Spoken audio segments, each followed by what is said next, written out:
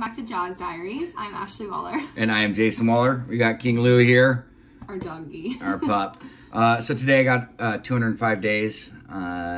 Very happy about that. I know we did a video 4 days ago, but like I said, we want to do this more consistently so it's more current for you guys. So let's do a follow-up on our actions for the week. I know it's only been 4 days, so you still have a few days to do it, but yours was to read. Yes, and although I didn't read books, my own books when I went to bed, I did read to Delilah every night. That doesn't count, dude. We do. I know it doesn't count. You guys, you don't even read. You guys remembered all the books. You guys literally can just quote them all. Literally did not have a difficult time sleeping this week. I literally just went to bed and crashed. I'm back at work and I've just been exhausted. I used to have an assistant and I don't anymore, and so I feel like I'm working like twice as hard for like half the paycheck. But yeah, I didn't have a hard time sleeping, so I did not finish my action this week, so I have about 2 more days to make it up. Yeah. 3 days. Excuses. I know, I'm sorry. Not excuses.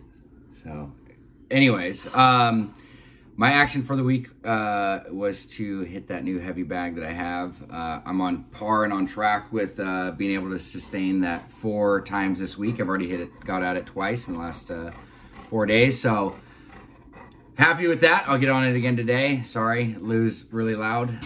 He's so loud. He's like a 100-pound golden retriever, and he's so loud right now. Sorry. But let's do our personal check-in. How are you doing? What's going on? How's things been in the last few days? The last few days, I've just been like exhausted. I think that's the only way to describe it. It's been very humid here and hot, and yeah, overly exhausted. I'm gonna go on a hike today, so I love hiking, and I've been really trying to exercise at least like 3 times a week, so that's been helping me not feel as exhausted. I feel like when I work out a little bit more, I get those endorphins, and so I feel a lot better. But just noticing that when I am tired and my body's telling me to rest, and that's okay, and I don't need to be going 24/7, and just noticing that. So I will say it's been amazing to see how consistent you've got with exercise, and it seems like you've picked up, you know, a couple new hobbies. Like I see you got your new hiking shoes on now, and you know, you found a couple girls that you really connect with and are doing that. So I think that is good. God, I think my personal check-in, I think when I talked last week, right, I was talking about how I was just in a funk and frustrated. Yeah. Addicted to backgammon. Addicted to backgammon. How things can just domino and spiral.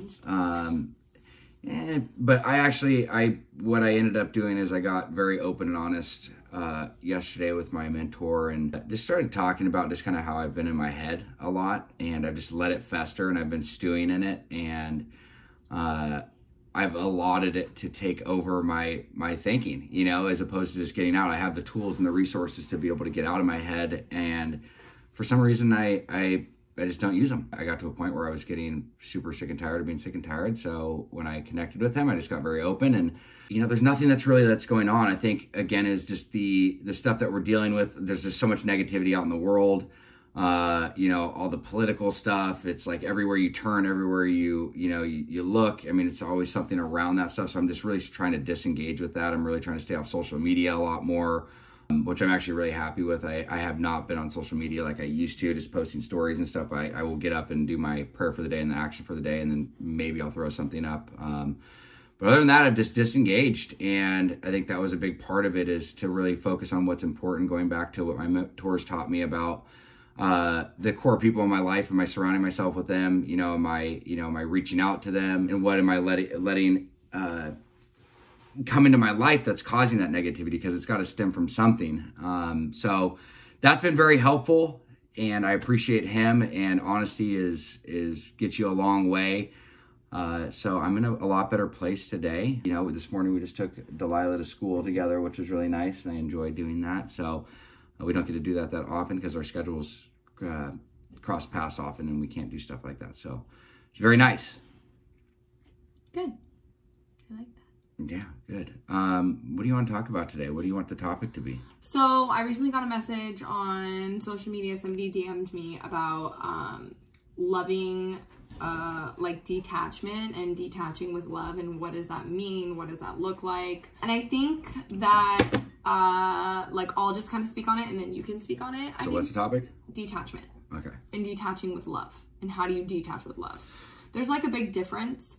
You can either detach in a negative way and say like, F you, I'm done with you, cut it out.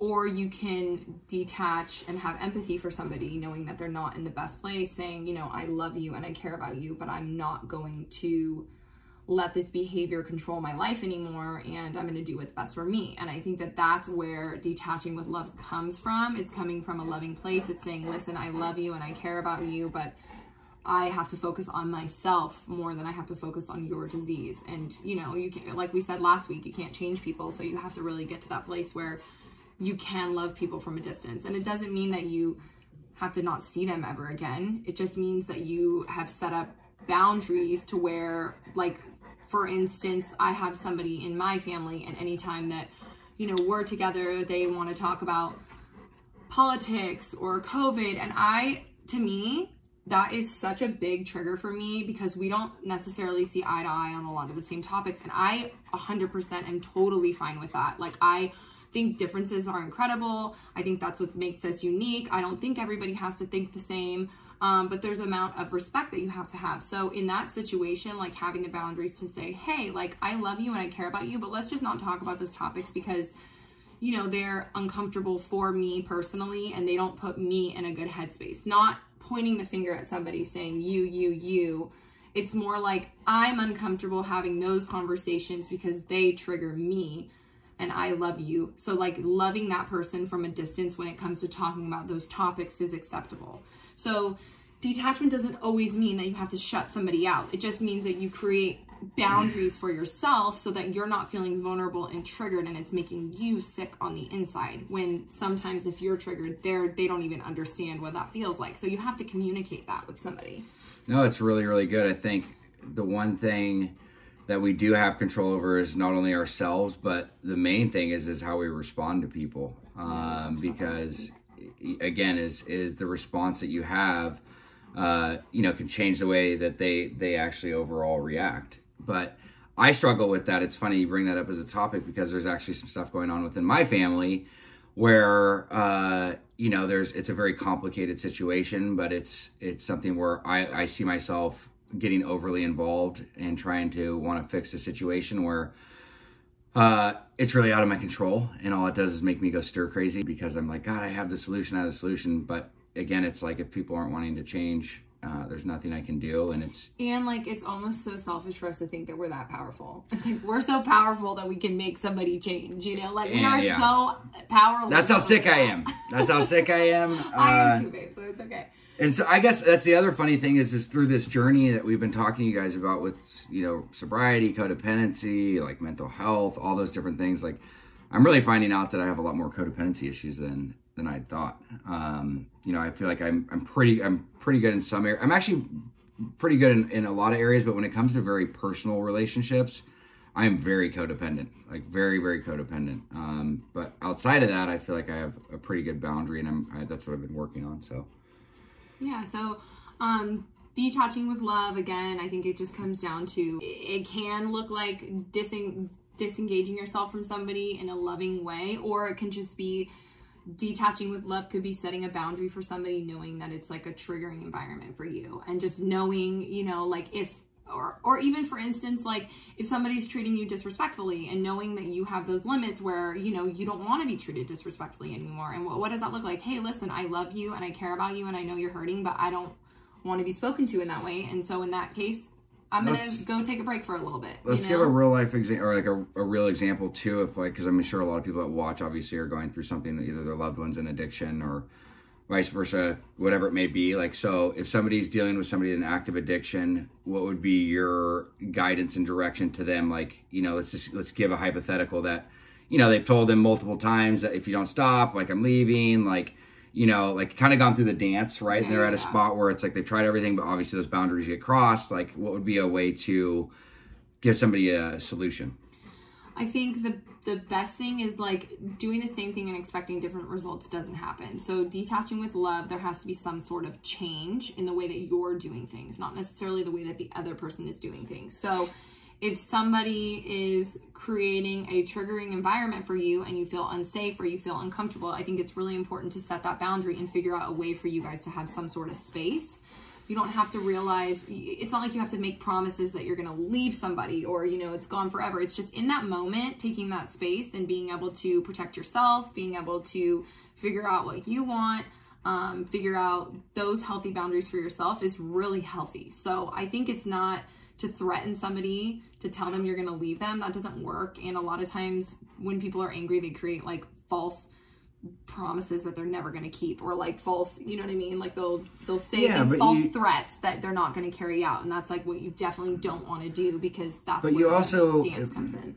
I agree, but I also think to a deeper level, depending on the back and forth that you guys have done already, sometimes it's very important to set severe boundaries, because but you also need to be able to stick to them, because every time that you set a boundary and somebody crosses it, and this is from personal experience, all you're doing is co-signing the behavior of the other individual. I used to do that with Ashley. That's what manipulation is she would set a boundary and I'd be like, all right, let's test this boundary. And I'd cross the line and be like, yeah, nothing's changed. You know what I mean? And that's the way the addict mentality thinks. It's not healthy thinking by any means. It's addictive thinking, you know, whether you're in using drugs or alcohol or not.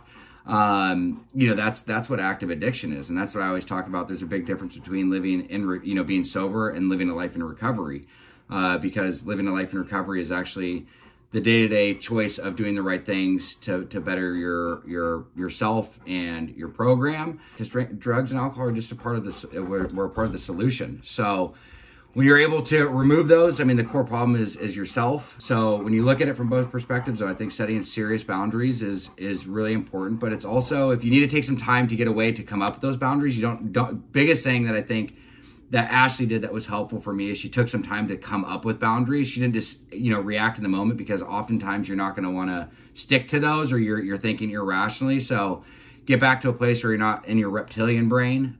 Get back to where you can actually process what's going on. If you need to take 24 hours or 2 days, you know, go to your friends, go to your parents, whatever it may be, to get into a place to be able to think and come up with something that is realistic. And if you need support, talk to somebody about it, and, you know, get their support about it as well. But you have to have boundaries. If you're not liking what you're going through, and you keep doing the same thing, like Ashley said, but you're getting the same results, that's the whole definition of insanity. And nothing's ever going to change. I promise you, ever. It will never, ever, ever change. So that's a good example, I think. I love it. So hopefully that helped that person that reached out, and anybody else that's looking for any healthy tips for detaching with love. And let's go into our actions for the week. Yeah. So for this week, mine, I really want to make sure that I'm there for you, and to be very supportive over the next few days. Unfortunately, Ashley's dad passed away about 5 years ago, coming up on July 11th, and we're doing his 5-year memorial. There was many times in the last few years where I wasn't there for Ashley, so I want to make sure that this is really about her and her dad and her family, and to be supportive, and to really be present, and to shut off every outside thing that I have going on when we leave tomorrow for our trip to be with her family. So I really want to be supportive for you for the next, few days, and then I'll go back to being selfish. Just kidding. Thanks. Tears and then laughs. It's great to have somebody to do that with you. My action for the week is going to be I love hiking. It's been one of the things that I used to do all the time when I lived in LA, and I've been implementing it more, at least like once or twice a week. So just keeping on that kind of routine of making sure that I get outside and at least hike once or twice a week is going to be my action for the week. I'm trying not to set too many expectations for myself, but that's going to be my action. I'll hold you accountable for making sure you read a little bit. I didn't say I was going to read though. I know, but we still used to have a few days to follow up from your last week's action. Yep, just on to the next thing. So anyways, hope you guys have a good day. Take care. Bye. What up, guys? Thank you for watching another episode of JAWS Diaries. Hey, if you or a loved one is struggling and you guys need some direction, some insight, and you're just lost, please fill out the link below and we'd be happy to help.